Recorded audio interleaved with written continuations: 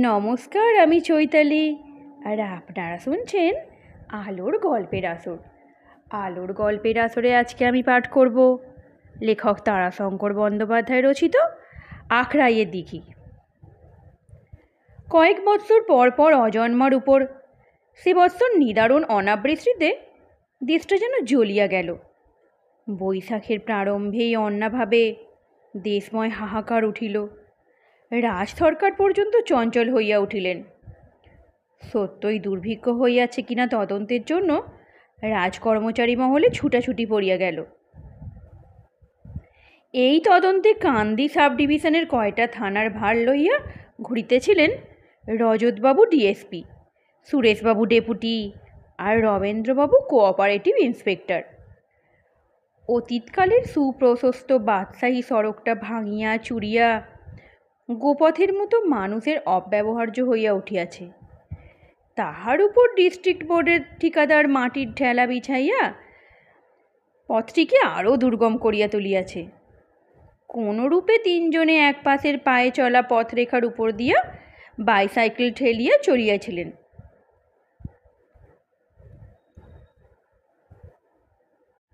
বৈশাখ মাসের অপরাহ্ন বেলা। দগ্ধ আকাশখানা ধূলাচ্ছন্ন ধূসর হইয়া উঠিয়াছে। কোথাও কণামাত্র মেঘের লেশ নাই। হু হু করিয়া গরম বাতাস পৃথিবীর বুকের রস পর্যন্ত শোষণ করিয়া লইতেছিল। একখানা গ্রাম পার হইয়া সম্মুখে এক বিস্তীর্ণ প্রান্তর আসিয়া পড়িল। ও প্রান্তের গ্রামের চিহ্ন এ প্রান্ত হইতে দৃষ্টিতে ধরা দেয় না। দক্ষিণে বামে শস্যহীন মাঠে ধু ধু করিতেছে। গ্রামের চিহ্ন বহু দূরে দিগ্বলয়ে কালির ছাপের মতো বোধ হইতেছিল। রজতবাবু চলিতেছিলেন সর্বাগ্রে। তিনি ডাকিয়া কহিলেন, নামছি আমি, আপনারা ঘাড়ের উপর এসে পড়বেন না যেন। তিনজনই বাইসাইকেল হতে নামিয়া পড়িলেন।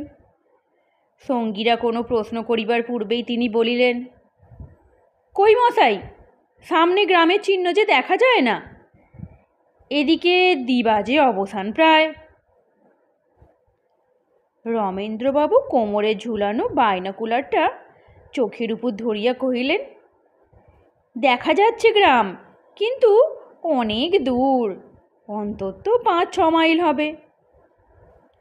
রজতবাবু রিস্ট ওয়াচটার দিকে দৃষ্টি নিক্ষেপ করিয়া বলিলেন, 6:45, এখনো আধ ঘন্টা 3 কোয়ার্টার দিনের আলো পাওয়া যাবে। কিন্তু এদিকে যে বুক মরুভূমি হয়ে উঠল মশাই, আমার ওয়াটার ব্যাগে তো এক বিন্দু জল নেই। আপনার অবস্থা কি? রমেন্দ্রবাবু কহিলেন, আমারও তাই। সুরেশবাবু, আপনার অবস্থা কি? আপনি যে কথাও বলেন না, দৃষ্টিটাও বেশ বাস্তব জগতে আবদ্ধ নয় যেন। ব্যাপার কি বলুন তো? সুরেশবাবু মৃদু হাসিয়া বলিলেন, সত্যি বর্তমান জগতে ঠিক মনটা নিবদ্ধ ছিল না, অনেক দূর অতীতের কথা ভাবছিলাম আমি। রজতবাবু সাগ্রহে বলিয়া উঠিলেন, অতীত যখন তখন ইন্টারেস্টিং নিশ্চয়, চাই কি রোমান্টিকও হতে পারে। তৃষ্ণা নিবারণের জন্য ভাবতে হবে না, উঠে পড়ুন গাড়িতে। গাড়িতে চলতে চলতেই আপনি গল্প বলতে শুরু করুন, আমরা শুনে যাই। কিন্তু এই 4-5 মাইল পথ কভার করবার মতো গল্পের খোরাক হওয়া চাই মশাই। সুরেশবাবু আপনার জলাধারটি খুলিয়া আগাইয়া দিয়া বলিলেন, আমার জল এখনো আছে, জল পান করে একটু সুস্থ হন আগে। জল পান আনতে সুরেশবাবুকে সর্বাগ্রে স্থান দিয়া রজতবাবু বলিলেন, আপনি কথক, আপনাকে আগে যেতে হবে। সকলে গাড়িতে চড়িয়া বসিলেন। সুরেশবাবু বলিলেন, আমাদের জলের চিন্তার কথা শুনেই আমার কথাটা মনে পড়ল। পিছন হইতে রমেন্দ্রবাবু হাঁকিলেন, দাঁড়ান মশাই, দাঁড়ান। বাহ, আমাকে বাদ দিয়ে গল্প চলবে কীরকম? বেশ, এইবার কি বলছিলেন বলুন, একটু উচ্চকণ্ঠে কিন্তু। সুরেশবাবু বলিলেন, যে রাস্তাটায় চলেছি আমরা, এই রাস্তাটার নাম জানেন? এইটাই অতীতের বিখ্যাত বাদশাহী সড়ক। এই রাস্তায় কোনো পথিক কোনো দিন জলের জন্য চিন্তা করেনি। ক্রোশ অন্তর দিঘি আর ডাক অন্তর মসজিদ এ পথের এ প্রান্ত থেকে অপর প্রান্ত পর্যন্ত নির্মিত হয়েছিল। দিঘিগুলি এখনও আছে।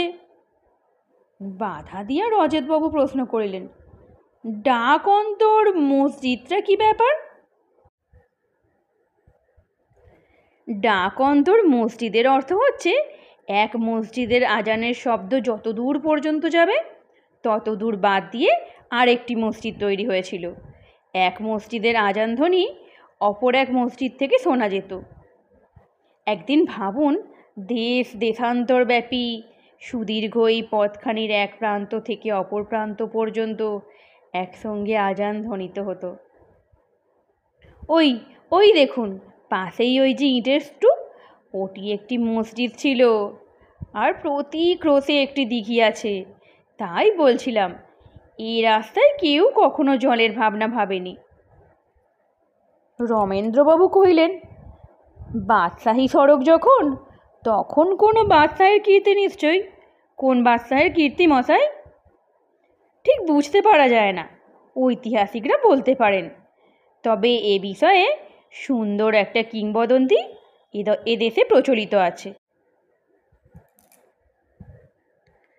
শোনা যায় নাকি কোনো বাদশাহ বা নবাব দিগ্বিজয়ে গিয়ে ফেরবার মুখে এক সিদ্ধ ফকিরের দর্শন পান। সেই ফকির তাঁর অদৃষ্ট গণনা করে বলেন, রাজধানী পৌঁছেই তুমি মারা যাবে। বাদশাহ ফকিরকে ধরলেন, এর প্রতিকার করে দিতে হবে। ফকির হেসে বললেন, প্রতিকার? মৃত্যুর গতিরোধ করা কি আমার ক্ষমতা? বাদশাহও ছাড়েন না। তখন ফকির বললেন, তুমি এক কাজ করো, তুমি এখান থেকে এক রাজপথ তৈরি করতে করতে যাও তোমার রাজধানী পর্যন্ত। তার পাশে ক্রোশ অন্তর দিঘি আর ডাক অন্তর মসজিদ তৈরি করো। সুরেশবাবু নীরব হইলেন। রজতবাবু ব্যগ্রভাবে প্রশ্ন করিয়া উঠিলেন, তারপর মশাই, তারপর? হাসিয়া সুরেশবাবু বলিলেন, তারপর বুঝুন না কি হলো। আজকাল গল্প সাজেস্টিভ হওয়াই ভালো। বাদশাহ রাজধানী পৌঁছেই মারা গেলেন, কিন্তু কতদিন তিনি বাঁচলেন অনুমান করুন। এই পথ, এইসব দিঘি, এতগুলি মসজিদ তৈরি করতে যতদিন লাগে ততদিন তিনি বেঁচেছিলেন। রজতবাবু বলিলেন, হামবাক, বাদশাহটি একটি ইডিয়েট ছিলেন বলতে হবে। তিনি তো বৎসা শেষ না করলেই পারতেন, আজও তিনি বেঁচে থাকতে পারতেন। রমেন্দ্রবাবু গাড়ি হইতে নামিবার উদ্যোগ করিয়া কহিলেন, দাঁড়ান মশাই, এ পথের ধুলো আমি খানিকটা নিয়ে যাব, আর মসজিদের একখানা ইট। সুরেশবাবু কহিলেন, আর একটা কথা শুনে তারপর, পথ তো ফুরিয়ে যায়নি আপনার। রজতবাবু তাগাদা দিলেন, সেটা আবার কি? এ দেশে একটা প্রবচন আছে, সেটার সঙ্গে আপনার পরিচয় থাকা সম্ভব, পুলিশ রিপোর্টে সেটা আছে। রমেন্দ্রবাবু অসহিষ্ণু হইয়া বলিলেন, চুলোয় যাক মশাই পুলিশ রিপোর্ট, কথাটা বলুন তো আপনি। তাড়া দেবেন না মশাই, গল্পের রস নষ্ট হবে। কথাটা হচ্ছে, আখড়াইয়ের দিঘির মাটি, বাহাদুরপুরের লাঠি, কুলির ঘাঁটি, এই তিনের যোগাযোগে এখানে শত শত নরহত্যা হয়ে গেছে। রাত্রে এ পথে পথিক চলতো না ভয়ে। বাহাদুরপুরে বিখ্যাত লাঠিয়ালের বাস, কুলির ঘাঁটিতে তারা রাত্রে এই পথের উপর নরহত্যা করত, আর সেই সব মৃতদেহ গোপনে সমাহিত করত আখড়াইয়ের দিঘির গর্ভে। রজতবাবু বলিয়া উঠিলেন, ও তাই নাকি? এই সেই জায়গা? সুরেশবাবু উত্তর দিলেন, তার কাছাকাছি এসেছি আমরা। রজতবাবু কহিলেন, এখনো পুজোর আগে এখানে চৌকিদার রাখবার ব্যবস্থা আছে। আর তার দরকার নেই বোধ হয়, এখন এরা শাসন মেনে নিয়েছে। রমেন্দ্রবাবু গাড়িখানা এই সময় একটা গর্তে পড়িয়া লাফাইয়া উঠিয়া পড়িয়া গেল। রমেন্দ্রবাবু লাফ দিয়া কোনোরূপে আত্মরক্ষা করিলেন। সকলেই গাড়ি হইতে নামিয়া আগাইয়া আসিলেন। গাড়িখানা তুলিয়া রমেন্দ্রবাবু বলিলেন, যন্ত্র বিকল, এখন ইনিই আমার ঘাড়ে চেপে যাবার মতলব করেছেন। একখানা চাকা ধাক্কায় বেঁকে টাল খেয়ে গেছে, আমাদের হাতের মেরামতের বাইরে। সন্ধ্যার অন্ধকার ঘনাইয়া উঠিতেছিল। রজতবাবু অস্পষ্ট সম্মুখের দিকে চাহিয়া বলিলেন, এ যে মহা বিপদ হলো সুরেশবাবু। কি করা যায়? হাসিয়া সুরেশবাবু বলিলেন, পথপার্শ্বে বিশ্রাম, মালপত্র নিয়ে পেছনের গোজার না এলে তো উপায় বিশেষ দেখছি না। আপনাকে বিপদের হেতু ভাবিয়া রমেন্দ্রবাবু একটু অপ্রস্তুত হইয়া পড়িয়াছিলেন। তিনি তখনও গাড়িখানা লইয়া মেরামতের চেষ্টা করিতেছিলেন। রজতবাবু কহিলেন, ঘাড়ে তুলুন মশাই বাহনকে, একটা বিশ্রামের উপযুক্ত স্থান নেওয়া যাক। বাইসাইকেলে ঝুলনো ব্যাগ থেকে টর্চটা বাহির করিয়া সুরেশবাবু সেটা চাবি টিপিলেন। তীব্র আলোকরেখায় সম্মুখের প্রান্তর আলোকিত হইয়া উঠিল। অদূরে একটা মাটির উঁচু স্তূপ দেখিয়া সুরেশবাবু কহিলেন, এই যে সম্মুখেই বোধহয় আখড়াইয়ের দিঘি, চলুন ওরই বাঁধাঘাটে বাস যাবে। রজতবাবু বলিলেন, হ্যাঁ, অতীত যুগের কত শত হতভাগ্য পথিকের প্রেতাত্মার সঙ্গে সুখ দুঃখের কথাবার্তা অতি উত্তমই হবে। এতক্ষণে হাসিয়া রমেন্দ্রবাবু কথা কহিলেন, আর বাহাদুরপুরের দু একখানা লাঠির সঙ্গে যদি সাক্ষাৎ হয়, সে উত্তমের পরে অযোগ্য মধ্যম হবে না, কি বলেন? কোমরে বাঁধা পিস্তলটায় হাত দিয়া রজতবাবু কহিলেন, তাতে রাজি আছে। প্রকাণ্ড দিঘিটা অন্ধকারের মধ্যে ডুবিয়া আছে। শুধু আকাশের তারার প্রতিবিম্বে জলতলটুকু অনুভব করা যাইতেছিল। চারিপার বেরিয়া বন্য লতা জালে আচ্ছন্ন বড় বড় গাছগুলিকে বিকট দৈত্যের মতো মনে হইতেছিল। চারিদিক অন্ধকারে থমথম করিতেছে। দিঘিটার দীর্ঘ দিকের মধ্যস্থলে সে আমলের প্রকাণ্ড বাঁধাঘাট, প্রথমেই সুপ্রশস্ত চত্বর, তাহারই কোল হইতে সিঁড়ি নামিয়া গিয়াছে জলগর্ভে। সিঁড়ির দুই পার্শ্বে দুইটি রানা, একদিকে রানা ভাঙিয়া পাশেরই একটা সুগভীর খাদের মধ্যে নামিয়া গিয়াছে। ঘাটের চত্বরটির মধ্যস্থলে তিনজনে আশ্রয় লইয়াছিলেন। এক পাশে সাইকেল তিনখানা পড়িয়া আছে, ছোট একখানা শতরঞ্চি রামচন্দ্রবাবু গাড়ির পিছনে গুটানো ছিল, সেইখানা পাতিয়া রমেন্দ্রবাবু বসিয়াছিলেন। পাশেই সুরেশবাবু আকাশের দিকে চাহিয়া শুইয়া আছেন। রজতবাবু শুধু চত্বরটা ঘুরিয়া ঘুরিয়া বেড়াইতেছিলেন। সুরেশবাবু বলিলেন, সাবধানে পায়চারি করবেন রজতবাবু, অন্যমনস্কে খাদের ভেতরে গিয়ে পড়বেন না যেন। দেখছেন তো খাতটা? হাতের টর্চটা টিপিয়া রজতবাবু বলিলেন, দেখছি। আলোকধারাটা সেই গভীর গর্তে তিনি নিক্ষেপ করিলেন। সুগভীর খাতটার গর্ভদেশটা আলোকপাতে যেন হিংস্র হাসি হাসিয়া উঠিল। রজতবাবু কহিলেন, উফ, এর মধ্যে পড়লে আর নিস্তার নেই। ভাঙা রানাটার ইটের ওপর পড়লে হাড় চুর হয়ে যাবে। তিনি এদিকে সরিয়া আসিয়া নিরাপদ দূরত্ব বজায় করিলেন। আলোক নিবিবার পর অন্ধকারটা যেন নিবিড়তর হইয়া উঠিল। ওদিকে পশ্চিম দিক প্রান্তের মধ্যে মধ্যে বিদ্যুৎ দীপ্তি চকিত হইয়া উঠিতেছিল। সুরেশবাবু নীরবতা ভঙ্গ করিয়া কহিলেন, কে কি ভাবছেন বলুন তো? রমেন্দ্রবাবু বাধা দিয়া বলিলেন, ওদিকে কি যেন একটা ঘুরে বেড়াচ্ছে বলে বোধ হচ্ছে, কি বলুন তো?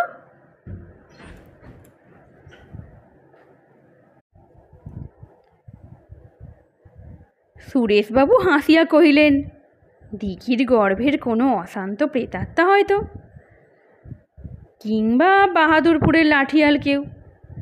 রজতবাবু কহিলেন, সে হলে তো মন্দ হয় না, একটা অ্যাডভেঞ্চার হয়, সময় কাটে, কিন্তু তার চেয়েও ভয়ঙ্কর কিছু হলেই যে বিপদ। যাদের সঙ্গে কথা চলে না মশাই, সাপ বা জানোয়ার, ওটা কি? সঙ্গে সঙ্গে তাহার বাঁ হাতের টর্চটা জ্বলিয়া উঠিল। ডান হাত তখন পিস্তলের গোড়ায়। সচকিত আলোয় দেখা গেল সেটা এক গাছা দড়ি। সুরেশবাবু বলিলেন, গুড লাক, রজ্জুতে সর্বভ্রমে লজ্জা আছে, বিপদ নেই। কিন্তু সর্পে রজ্জুভ্রম প্রাণান্তকর। সকলেই হাসিলেন, কিন্তু সে হাসি মৃদু মন্থর, আনন্দ যেন জমাট বাঁধিতেছিল না। আবার সকলেই নীরব। অকস্মাৎ দিঘির ওদিকের কোণে জল আলোড়িত হইয়া উঠিল। শব্দে মনে হয় কেহ যেন জল ভাঙিয়া চলিয়াছে। টর্চের আলো অত দূর পর্যন্ত যায় না। আলোকধারার প্রান্ত মুখে অন্ধকার সুনিবিড় হইয়া ওঠে, কিন্তু কিছু দেখা গেল না। রমেন্দ্রবাবু কহিলেন, এখনো বলবেন আমার ভ্রম? সুরেশবাবু কথার উত্তর দিলেন না। তিনি নিবিষ্ট চিত্তে শব্দটা লক্ষ্য করিতেছিলেন। শব্দটা নীরব হইয়া গেল। সুরেশবাবু আরও কিছুক্ষণ পর বলিলেন, ভ্রমই বোধ হয়, জলচর কোনো জীবজন্তু হবে।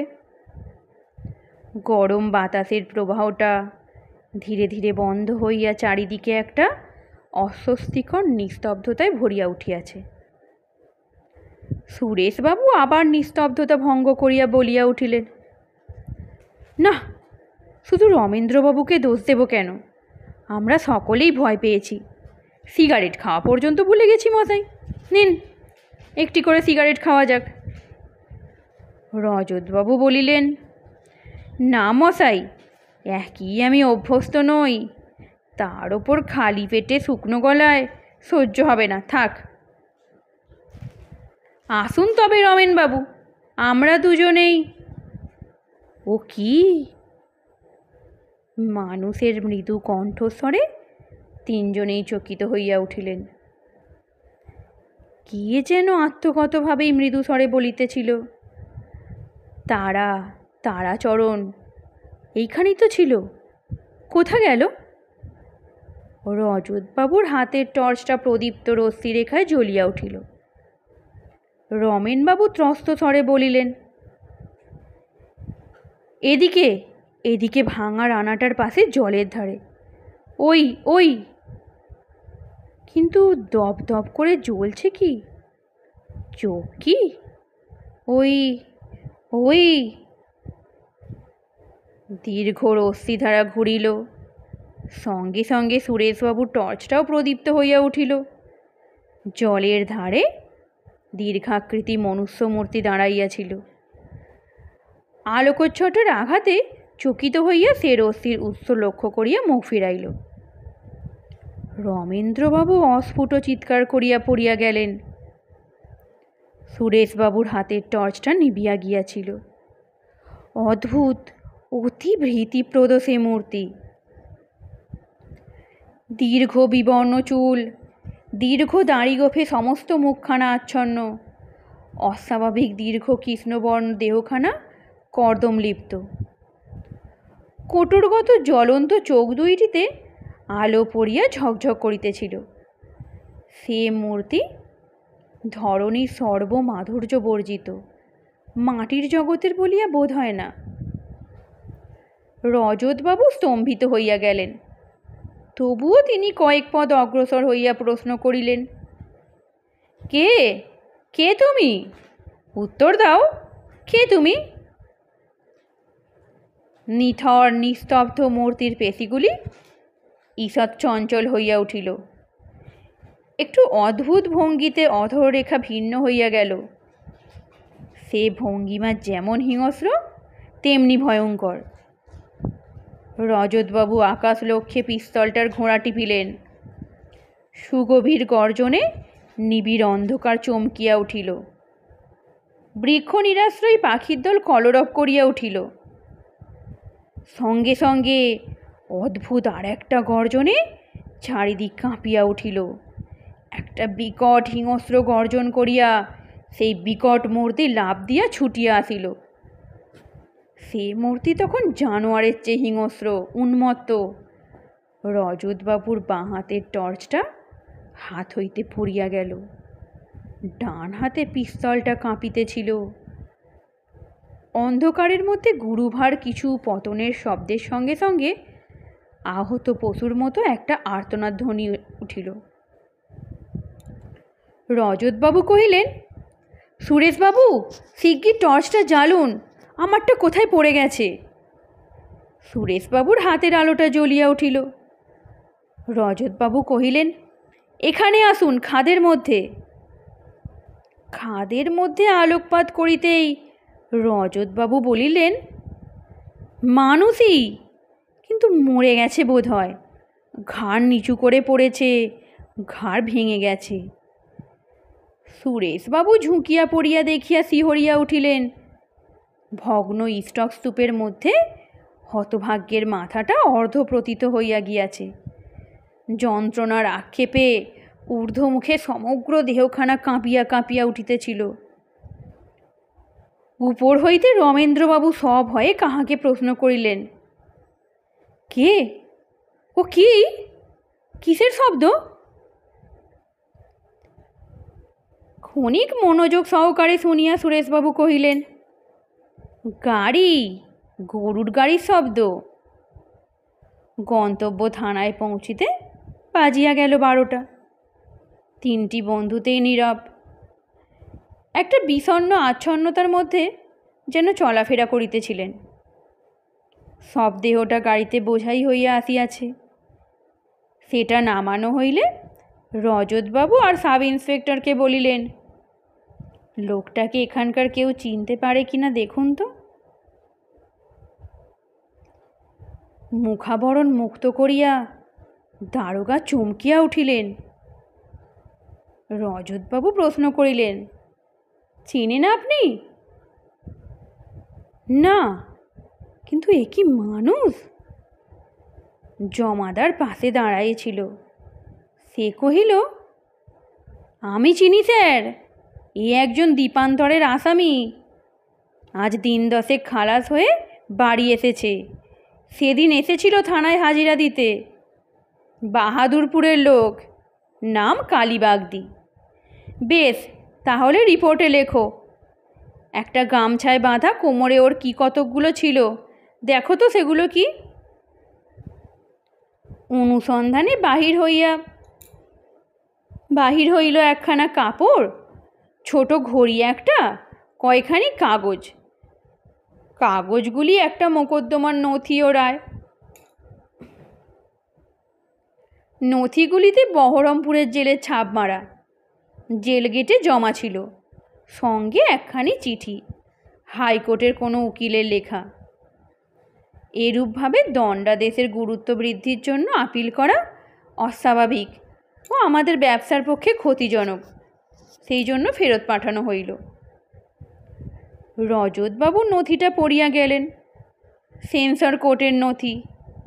1908 সালের 5 নম্বর খনি মামলার ইতিহাস। সম্রাটবাদী আসামি কালীচরণ বাগদি। অভিযোগ, আসামি তাহার পুত্র তারাচরণ বাগদিকে হত্যা করিয়াছে। সাক্ষী 3 জন। প্রথম সাক্ষী মোবারক মোল্লা। এই ব্যক্তি বাহাদুরপুরের নানকাদার অবস্থাপন্ন ব্যক্তি। এই ব্যক্তিকে সরকার পক্ষের উকিল প্রশ্ন করেন, কালীচরণ বাগদিকে আপনি চেনেন? উত্তর, হ্যাঁ, এই আসামি সেই লোক। কি প্রকৃতির লোক কালীচরণ? দুর্ধর্ষ লাঠিয়াল। আপনার সঙ্গে কি কালীচরণের কোনো ঝগড়া আছে? না, সে আমার ওস্তাদ, আমি তার কাছে লাঠি খেলা শিখেছি। তারাচরণ বাগদিকে আপনি জানতেন? হ্যাঁ, ওস্তাদ কালীচরণেরই ছেলে সে। আচ্ছা, এটা কি ঠিক যে কালীচরণ তারাচরণকে ভালো দেখতে পারতো না? না, তবে ছেলেবেলায় তারাচরণ খুব রুগ্ন দুর্বল ছিল বলে ওস্তাদের ছেলেতে মন উঠত না। বলতো, ব্যাটা ছেলে যদি ব্যাটা ছেলের মতো না হয় তবে সে ছেলে নিয়েই করবো কি। তারপর বরাবরই তো সেই রকম ভাব ছিল। না, তারাচরণ 12-13 বছর বয়স থেকে সেরে উঠে জোয়ান হতে আরম্ভ হলে ওস্তাদের চোখের মণি হয়ে উঠেছিল সে। কালীচরণ কি তারাচরণকে আখড়ায় মারত না? হ্যাঁ, ভুল করলে ওস্তাদের হাতে কাহারই রেহাই ছিল না। নিজের ছেলে বলে দাবির ওপর। থাকো কথা। আচ্ছা, আপনি কি জানেন কুলির ঘাঁটিতে রাত্রে পথিক খুন হয়? জানি, শুনেছি বহুকাল থেকে, বোধ হয় 100 বছর ধরে এ কাণ্ড ঘটে আসছে। কারা এসব করে জানেন? না। শোনেননি? বহুজনের নাম শুনেছি। আপনাদের গ্রামে বাগদিদের নাম, এই কালীচরণ তার পূর্বপুরুষ, এদের নাম শুনেছেন কি? শুনেছি। সরকার পক্ষের উকিল সাক্ষীকে আর জেরা করিতে ইচ্ছা করেন না। দ্বিতীয় সাক্ষী এলোকেশী বাগদিনী, মৃত তারাচরণ বাগদির স্ত্রী, বয়স 18 বৎসর। প্রশ্ন: এই আসামি কালীচরণ তোমার শ্বশুর? হ্যাঁ। আচ্ছা বাপু, তোমার স্বামীর সঙ্গে কি তোমার শ্বশুরের ঝগড়া ছিল? না। কখনো ঝগড়া হতো না? ঝগড়া হতো বই কি, কতদিন টাকা পয়সা নিয়ে ঝগড়া হতো, কিন্তু তাকে ঝগড়া বলে না। কিসের টাকা পয়সা নিয়ে ঝগড়া? খুনের, ডাকাতির। আমার শ্বশুর, আমার স্বামী মানুষ মারতো, ডাকাতিও করতো। কেমন করে জানলে তুমি? বাড়িতে শাশুড়ির কাছে শুনেছি, আমার স্বামীর কাছে শুনেছি, এদের বাপ ব্যাটার কথাবার্তায় বুঝেছি। আর কতদিন রক্তমাখা টাকা গয়না জলে ধুয়ে পরিষ্কার করেছি। তোমার স্বামী তারাচরণকে কে খুন করেছে জানো? জানি, আমার শ্বশুর খুন করেছে, আমি নিজে চোখে দেখেছি। বিচারক প্রশ্ন করেন, তুমি নিজের চোখে খুন করা দেখেছো? হ্যাঁ হুজুর, সমস্ত দেখেছি। বিচারক আদেশ করেন, কি দেখেছো তুমি? আগাগোড়া বলো দেখি।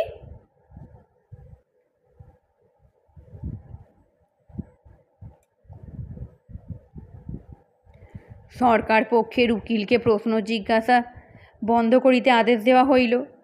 সাক্ষীর উক্তি: হুজুর, শ্রাবণ মাসের প্রথমেই আমি বাপের বাড়ি গিয়েছিলাম।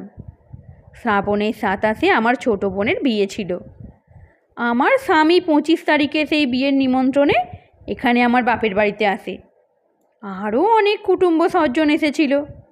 জাত বাগদি আমরা হুজুর, সকলেই আমাদের লাঠিয়াল। আর ছোট জাতের আমোদ আহ্লাদে মদই হলো হুজুর প্রধান জিনিস। বড় বড় জোয়ান সব দিন রাত্র মদ খেয়েছে আর ঘাঁটি খেলা খেলেছে। বিচারক প্রশ্ন করেন, ঘাঁটি খেলা কি? হুজুর, ডাকাতি করতে গিয়ে যেমন লাঠি খেলে, গেরস্তর ঘর চড়াও করে বাইরের লোককে আটকে রাখে, সেই খেলার নাম ঘাঁটি খেলা। সেই খেলা খেলতে গিয়ে আমার স্বামীর সঙ্গে আমার দাদার ঝগড়া হয়।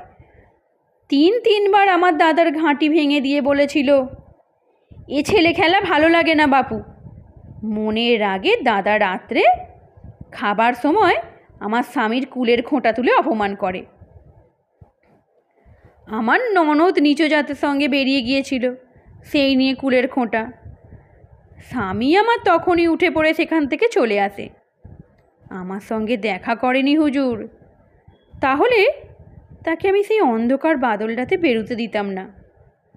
আমি যখন খবর পেলাম তখন সে বেরিয়ে চলে গেছে। আমি আর থাকতে পারলাম না, থাকতে ইচ্ছাও হলো না। যে মরদ স্বামীর জন্য আমার সমবয়সীরা আমাকে হিংসা করত, তার অপমান আর সহ্য হলো না। আর আমাকে সে যেমন ভালোবাসত। সাক্ষী এই স্থলে কাঁদিয়া ফেলে। কিছুক্ষণ পর আত্মসম্বরণ করিয়া আবার বলিল, অন্ধকার বাদল রাত্রি সেদিন, কোলের মানুষ নজর হয় না, এমনি অন্ধকার, পিছল পথ, বারবার পা পিছলে পড়ে যাচ্ছিলাম। গ্রামের বাইরে এসে আমি চিৎকার করে ডাকলাম, ওগো ওগো। ঝিপঝিপ করে বৃষ্টির শব্দ আর বাতাসের গোঙানিতে সে শব্দ সে বোধহয় শুনতে পায় নাই।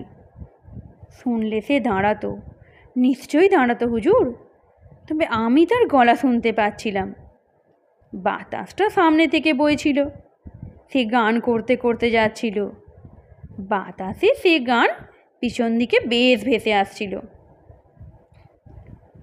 সাক্ষী আবার নীরব হইল। কিছুক্ষণ পরে সাক্ষী আবার আরম্ভ করিল। আমি প্রাণপণে যাবার চেষ্টা করলাম, কিন্তু পিছিল পথ, তাড়াতাড়ি চলবার উপায় ছিল না। সামনে থেকে জলের ফোঁটা কাঁটার মতো মুখে চোখে বিঁধছিল। হঠাৎ একটা চিৎকারের শব্দ কানে পৌঁছল, বাবা বাবা। শেষটা আর শুনতে পেলাম না। চিনতে পারলাম আমার স্বামীর গলা। ছুটে এগিয়ে যেতে গিয়ে পথে পড়ে গেলাম। উঠে একটু দূরে এগিয়ে যেতে দেখি একজোড়া আংড়ার মতো চোখ ধকধক করে জ্বলছে। এই চোখ দেখে চিনলাম সে আমার শ্বশুর। আমার শ্বশুরের চোখের তারা বেড়ালের চোখের মতো খয়রা রঙের, সে চোখ আঁধারে জ্বলে। অন্ধকারের মধ্যে চলে চলে চোখ তখন অন্ধকার হয়ে গিয়েছিল। আমি তখন দেখলাম আমার শ্বশুর একটা মানুষকে কাঁধে ফেলে আখড়াইয়ের দিঘির পাড় দিয়ে নেমে গেল। বুক ফেটে কান্না এলো, কিন্তু কাঁদতে পারলাম না। গলা যেন বন্ধ হয়ে গিয়েছিল, চোখে যেন আগুন জ্বলছিল। আমিও তার পিছন নিলাম। সাক্ষীকে বাধা দিয়ে বিচারক প্রশ্ন করিলেন, তোমার ভয় হলো না? সাক্ষী উত্তর দিল, আমরা বাগদির মেয়ে, আমাদের মরদে খুন করে আমরা লাশ গায়েব করি হুজুর, আমরা লাশ গায়েব করি হুজুর। আমার হাতে যদি তখন কিছু থাকতো তবে ওই খুনেকে ছাড়তাম না। সাক্ষী অকস্মাৎ উত্তেজিত হইয়া কাঠগড়া হইতে বাহির হইয়া পড়িয়া আসামিকে আক্রমণের চেষ্টা করে। তাহাকে ধরিয়া ফেলা হয় ও তাহার উত্তেজিত অবস্থা দেখিয়া সেদিনকার মতো বিচার স্থগিত রাখিতে আদেশ দেওয়া হয়। সাক্ষী কিন্তু বলে যে সে বলিতে সমর্থ এবং আর সে এরূপ আচরণ করিবে না। সে কহিল, তারপর দিঘির গর্ভে দেহটাও পুঁতে দিলে সে। আমি দেখলাম তখন পশ্চিম আকাশে কাস্তের মতো এক ফালি চাঁদ মেঘের আড়ালে উঠেছিল। অন্ধকার অনেকটা পরিষ্কার হয়ে এসেছে। সেই আলোতে পরিষ্কার চিনতে পারলাম খুনি আমার শ্বশুর। সে বাড়ির দিকে হন হন করে চলে গেল। আমি পিছু ছাড়ি নাই। বাড়িতে এসে লাফ দিয়ে পাঁচিল ডিঙিয়ে সে বাড়ি ঢুকলো। আমি দাঁড়িয়ে রইলাম। অল্পক্ষণ পরেই সে বুক ফাটিয়ে কেঁদে উঠল। চিনলাম সে আমার শাশুড়ির গলা, কিন্তু একবার কেঁদেই চুপ হয়ে গেল। এই সময় আসামি বাধা দিয়া বলিয়া উঠিল, আমি তার মুখ চেপে ধরেছিলাম হুজুর, আর সাক্ষী সাবুতের দরকার নেই। আমি কবুল খাচ্ছি, আমি আমার ছেলেকে খুন করেছি।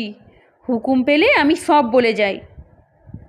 বিচারক এরূপ ক্ষেত্রে বিবেচনা করিয়া আসামিকে স্বীকারোক্তি করিবার আদেশ দিলেন। আসামি বলিয়া গেল, হুজুর, আমরা জাতে বাগদি, আমরা এককালে নবাবের পল্টনের কাজ করতাম। আজও আমাদের কুলের গরব লাঠির ঘায়ে, বুকের ছাতিতে। কোম্পানির আমলে আমাদের পল্টনের কাজ যখন গেল তখন থেকে এই আমাদের ব্যবসা। হুজুর, চাষ আমাদের ঘেন্নার কাজ। মাটির সঙ্গে কারবার করলে মানুষ মাটির মতোই হয়ে যায়। মাটি হলো মেয়ের জাত। জমিদার লোকের বাড়িতে এককালে আমাদের আশ্রয় হতো, কিন্তু কোম্পানির রাজত্বে, থানা পুলিশের জবরদস্তিতে তারাও সব একে একে গেল। যারা টিকে থাকলো তারা শিং ভেঙে ভেড়া ভালো মানুষ হয়ে বেঁচে রইল। তাদের ঘরে চাকরি করতে গেলে এখন নিজ কাজ করতে হয়, গাড়ু বইতে হয়, মোট মাথায় করতে হয়, জুতো খুলিয়া দিতেও হয় হুজুর। তাই আমরা এই পথ ধরি, আর 4 পুরুষ ধরে আমরা এই ব্যবসা চালিয়ে এসেছি। জমিদারের লোকদিগিরির লোক দেখানো পেশা ছিল আমাদের।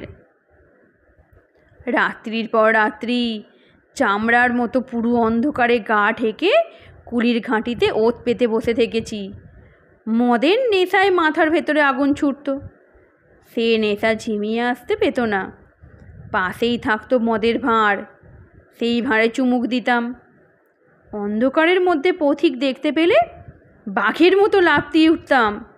হাতে থাকতো ফাবড়া, শক্ত বাঁশের 2 হাত লম্বা লাঠি, সেই লাঠি ছুঁড়তাম মাটির কোল ঘেঁষে। সাপের মতো গোঙাতে গোঙাতে সে লাঠি ছুটে গিয়ে পথিকের পায়ে লাগলে আর তার নিস্তার ছিল না, তাকে পড়তেই হতো। তারপর একখানা বড় লাঠি তার ঘাড়ের ওপর দিয়ে চেপে দাঁড়াতাম, আর পা দুটো ধরে দেহটা উল্টে দিলেই ঘাড়টা ভেঙে যেত। এই সময় একজন জুরি অজ্ঞান হইয়া পড়ায় আদালত সেদিনকার মতো বিচার বন্ধ রাখিতে আদেশ দিলেন। পরদিন বিচারক ও জুরিগণ আসিয়া আসন গ্রহণ করিলে আসামি বলিতে আরম্ভ করিল। কত মানুষ যে খুন করেছি তার হিসেব আমার নেই। সে সময় কোনো কথা কানে আসে না হুজুর। তাদের কাতরানি যদি সব কানে আসতো, মনে থাকতো হুজুর, তাহলে সত্যি পাথর হয়ে যেতাম। মনে পড়ে শুধু 2টি দিনের কথা, যেদিন আমার বাপের কাছে আমি হাতে খড়ি নিই, আর আমি আমার ছেলে তারাচরণকে যেদিন হাতে খড়ি দিই। এই 2 দিনের কথা মনে আছে। সরল বাঁশের কোঁড়ার মতো দীঘল কাঁচা জোয়ান তখন তারাচরণ। অন্ধকার রাত্রে শিকারের গলায় দাঁড়িয়ে বললাম, দে পা দুটো ধরে ধরটা ঘুরিয়ে দে। সে থরথর করে কেঁপে ফুঁপিয়ে কেঁদে উঠল। আমি শিকার শেষ করলাম, কিন্তু মনটা কেমন সেদিন হিম হয়ে গেল। মনে পড়ে গেল প্রথম দিন আমিও এমনি করে কেঁপেছিলাম। তারপর হুজুর অভ্যাসে সব হয়। ক্রমে ক্রমে তারা আমার হয়ে উঠল গুলিবাগ। পালকের মতো পাতলা গা, পাথরের মতো শক্ত ছাতি। শিকার পথের উপর পড়লে আমি যেতে না যেতে সে গিয়ে কাজ শেষ করে রাখত। ঘটনার দিন হুজুর আসামি নীরব হইল। সে পানীয় জল প্রার্থনা করিল। জল পান করিয়া সে কহিল, সেদিনের সে ভুল তারাচরণের, আমার ভুল নয়। তবে সে আমার ভাগ্যের দোষ, আর নয় তো যাদের খুন করেছি তাদের অভিসম্পাতের ফল। তবে এ যে হবে এ আমি জানতাম। আমার বাবা বলেছিল আমাদের বংশ থাকবে না, নির্বংশ হতেই হবে। আবার আসামি নীরব হইল। আসামি কাতর হইয়া পড়িয়াছে বিবেচনা করিয়া আদালত কিছুক্ষণ সময় দিতে প্রস্তুত ছিলেন, কিন্তু আসামি তাহা চাহে না। সে কহিল, আমার শেষ হয়েছে হুজুর, তবে আর একটু জল। পুনরায় জল পান করিয়া সে বলিয়া গেল, সেদিন তার আসবার কথা নয়। কুটুম্ব বাড়িতে বিয়ের নেমন্তন্নে গিয়ে বিয়ের রাত্রেই সে চলে আসবে এ ধারণা আমি করতে পারি নাই হুজুর। সেদিন অন্ধকার রাত্রি, ঝিপঝিপ করে বাদলও নেমেছিল। আমার বৌমার কাছে শুনেছেন আমার চোখ অন্ধকারে বিড়ালের মতো জ্বলে। আমার চোখেও আমি সেদিন ভালো করে দেখতে পাচ্ছিলাম না। সর্বাঙ্গ ভিজে হিম হয়ে যাচ্ছিল। আমি ঘন ঘন মদের ভাঁড়ে চুমুক দিচ্ছিলাম। দুপহর রাত পর্যন্ত শিকার না পেয়ে বিরক্ত হয়ে উঠে আসছি। এমন সময় কার গানের খুব ঠান্ডা আওয়াজ শুনতে পেলাম। বাতাস বইছিল আমার দিক থেকে। আওয়াজটা বাতাস ঠেলে উজানে ঠিক আসছিল না। সেদিন হাতে পয়সা কড়ি কিছু ছিল না। মানুষের সাড়া পেয়ে মদের ভাঁড়ে চুমুক মেরে অভ্যাস মতো লাফিয়ে উঠে দাঁড়ালাম। অন্ধকারে চলন্ত মানুষ নড়ছিল। মারলাম ফাঁপড়া, লাশ পড়ল। চিৎকার করে সে কি বলল কানে এলো না। ছুটে গিয়ে গলায় লাঠি দিয়ে উঠে দাঁড়াবো, শুনলাম, বাবা বাবা আমি। কথাটা কানেই এলো, কিন্তু মনে গেল না। তার গলা আমি চিনতে পারলাম না। লাঠির ওপরে দাঁড়িয়ে বললাম, এ সময়ে বাবা সবাই বলে। আসামি নীরব হইল। আবার সে বলিল, পেয়েছিলাম আনা 6 পয়সা আর তার কাপড়খানা। আবার সে নীরব হইল। কিন্তু মিনিট খানেকের মধ্যেই সে অজ্ঞান হইয়া পড়িয়া গেল। রায়ে বিচারক দণ্ডাদেশের পূর্বে লিখিয়াছেন, যুগ যুগান্তরের সাধনায় মানুষ ঈশ্বরকে উপলব্ধি করিয়া ন্যায় অন্যায়ের সীমারেখা নির্দেশ করিয়াছে। তাহার নামে সৃষ্টি ও সমাজের কল্যাণে অন্যায় ও পাপের রোধ হেতু দণ্ডবিধির সৃষ্টি হইয়াছে। ঈশ্বরের প্রতিবিস্বরূপ বিচারক সেই বিধি অনুসারে অন্যায়ের শাস্তি বিধান করে থাকেন। এই ব্যক্তির যে অপরাধ, বর্তমান রাষ্ট্রতন্ত্রের দণ্ডবিধিতে তাহার যোগ্য শাস্তি নাই। এক্ষেত্রে একমাত্র চরম দণ্ডই বিধি। আমার স্থির বিশ্বাস, সেই জন্যই সমগ্র বিশ্বের অদৃশ্য পরিচালক তাহার দণ্ডবিধান স্বয়ং করিয়াছেন। চরম দণ্ড এক্ষেত্রে সে গুরুদণ্ডকে লঘুদণ্ড করিয়া দিবে। ঈশ্বরের নামে বিচারকের আসনে বসিয়া তাহার অমোঘ বিধানকে লঙ্ঘন করিতে পারিলাম না। যাবজ্জীবন দ্বীপান্তর বাস ইহার শাস্তি বিহিত হইল। রায় শেষ হইয়া গেল। 3 জনেই নির্বাক হইয়া বসিয়া রহিলেন। মনের বিচিত্র চিন্তাধারার পরিচয় বোধ হয় প্রকাশ করিবার শক্তি কাহারও ছিল না। অকস্মাৎ রমেন্দ্রবাবু কহিলেন, একটা কথা বলবো সুরেশবাবু। মৃদু স্বরে সুরেশবাবু বলিলেন, বলুন। পুলিশ এক্সিকিউটিভ আপনারা দুজনেই তো এখানে রয়েছেন। দেহটার মর্গে পাঠাবেন না, ওই আখড়াইয়ের দিঘির গর্ভেই ওকে শুয়ে থাকতে দিন।